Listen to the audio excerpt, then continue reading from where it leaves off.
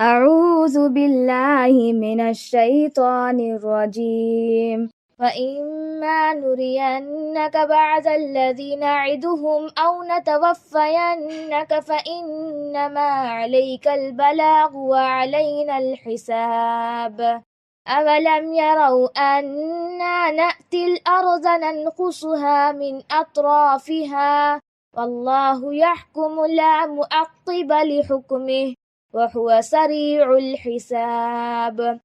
وقد مكر الذين من قبلهم فلله المكر جميعا يعلم ما تكسب كل نفس وسيعلم الكفار لمن عقبى الدار